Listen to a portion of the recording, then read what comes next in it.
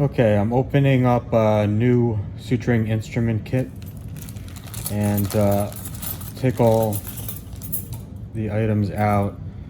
The one item I'm gonna put away, I'm not gonna use unless I took it already was taken out of your kit, is called the hemostat. It's curved at the end. It's the only one that has a curved end. So we're not going to be using that at all for this class. All right, so here are the 4 instrument tools that we will be using. The first is the scalpel, and I want to be very careful when using this, and when you're not using this, please put the cover back on it so no sharp edge is exposed.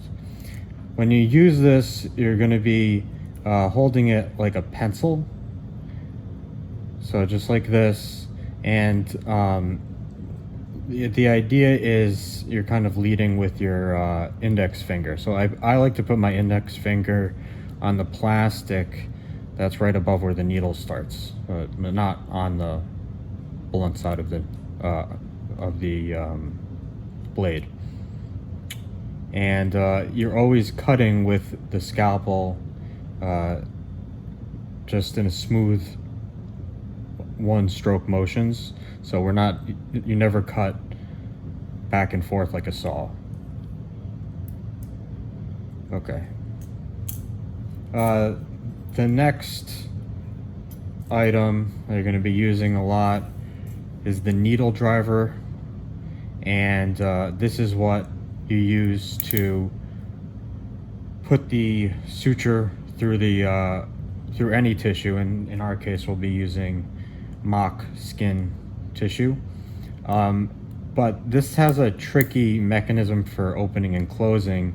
It has kind of these ridges, these teeth that click together, and that's just so the needle stays held without you having to continually hold it together yourself. So just play around with that, and very importantly, the fingers that should be in the openings here should be your thumb and your ring finger.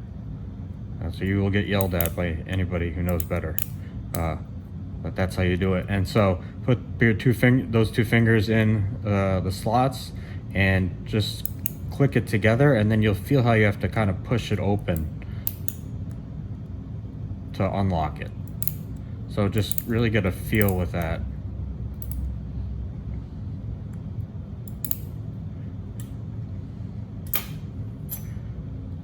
These are forceps, which are you going to be using to assist you with the suturing, and it is used, and you hold this like a pencil, and it has teeth at the end, which is used to grasp the tissue that you're going to be inserting the needle. So I'd be inserting the needle and kind of holding tissue as I do that with the forceps. And then the last one is just simple scissors, suture scissors. Again, you're using your thumb and your ring finger, and this is just going to be used to cut off the suture when you are done with it. And the last thing I wanted to show you is how to properly load the needle of your suture onto your needle driver. So you can take your suture out, and be careful just with the needle. It's protected, but you have to be careful as you take it out. And you can take the whole thing out, the entire thread. Okay, and now be very careful when you're holding it so you don't touch the sharp, very, very sharp point.